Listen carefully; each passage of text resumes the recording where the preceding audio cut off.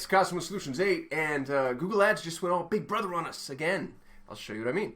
The article from SEO Roundtable just came out 2 days ago, talking about the Google Ads verification initiative. This is not new news, but it is now coming to a head. It looks like Google is going to start making this kind of a sweeping, ubiquitous truth, which is interesting. One note for you is don't ignore these emails. I know it's really easy to ignore Google system emails because they just are all so rote and routine, and some of them just aren't helpful. But this is a really important one because if you don't verify, then your ads won't run. They're going to pause your ads. You have 30 days, and you can hop over into the help doc. What's really interesting is when you verify, Google is going to start displaying your name and location in the ads, which is interesting. There's a little GIF that shows you how that works. Let me go find it. There it is. So if somebody wants to take a look at who's actually advertising here, they're going to be able to see your name and location. Now, on some level, I think that's a good thing. And privacy concerns aside, this is going to help protect double serving, nefarious advertisers, people who are sneaking into an industry that shouldn't be there. We've all probably been victim to, even if you don't know it, you've probably been victim to somebody snapping up traffic for reasons other than just wanting to participate in the competitive ecosystem.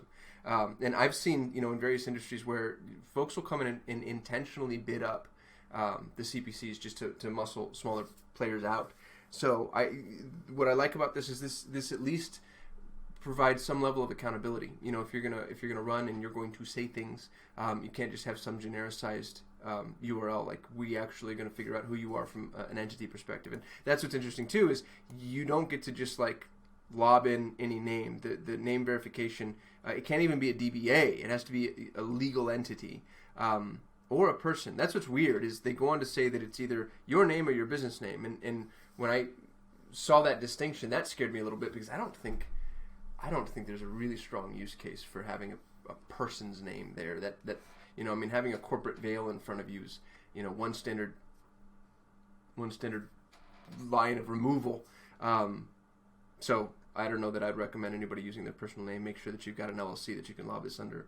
You're gonna have 30 days to submit documentation, and if you fail, then they're gonna pause the account. This is actually pretty mild language from Google. Usually it's like catastrophic error will ensue. Mutually assured destruction will blow us both up. But they didn't do that. They're just like, we'll pause you, and then you're going to move forward. They say that identity verification is currently available or required in Canada, India, Russia, Ukraine, and the United States. But what's interesting about that is they've got documentation on, let me see if I can find it, Taiwan, Australia, Israel. I guess this is just for election advertising, though. So there's clearly a different process for that as well. They go on to say that they're going to show disclosure that includes your name or the name of your business. That's the part that kind of freaks me out a little bit, and location. It's going to be really weird for people that don't understand that this is going to be publicly available information, and they're going to go in and they're going to verify their personal identities, and then their names are going to be listed on some of these ads. And that's, I think, maybe one step too far. This is where it gets a little kind of creepy too, and so this is the part that I don't like. As Google expands its transparency efforts, we may make information about your Google Ads accounts and ad campaigns publicly available, including advertiser name change history. Okay, ad creatives. Got it. There are other companies that compile that, so it's not like it's not accessible elsewhere. Dates and locations ads served. That's a competitive intelligence thing that I'd be excited to see this about my competitors, but not excited to let other people see this about me. Ads removed or accounts suspended for legal or policy reasons. That one worries me because, I shot another video on an ad that we had disapproved that we were running for a religious organization. And there's pretty strong implication there if somebody didn't have context. So I don't know that this is one that really sits very well with me. And then business contact information, that's, I think, if you have the business name, you're going to have the business contact information. So this gets a little creepy and kind of interesting. What I'm excited about is, from a competitive perspective, most people aren't going to know that you can do this, right? Because most people don't pay attention. So being armed with the information you're just going to have a leg up. You're going to be able to go and dig into whatever library Google makes available. And then that'll, depending on the way that they position it and how much information they provide, that becomes really positive, really good competitive intelligence. Facebook does this now. You can jump into Facebook and you can see what people are advertising, what their ads are and what they look like by brand name, which is nuts. I should shoot a video on that.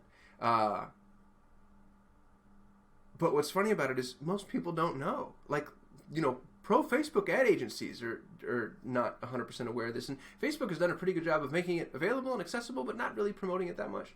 And they're doing it for transparency reasons. There's the whole antitrust kerfuffles, the congressional hearing, those types of things. I think Facebook's just trying to say, like, look, we're being good guys and we're not hiding anything.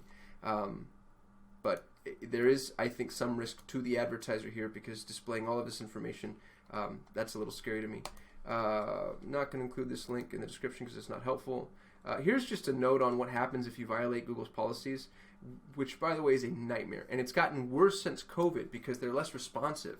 So you used to actually be able to get in front of them, which is pretty cool. And then if you got in front of them, you got at least a semi-good answer on what you needed to do to fix the policy violation. And just most of this last year, to be honest, it's been really hard.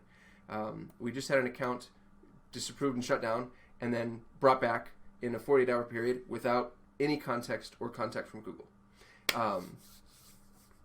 It's just, you feel like you're a part of like this real bipolar relationship with a person or an entity that refuses to talk to you.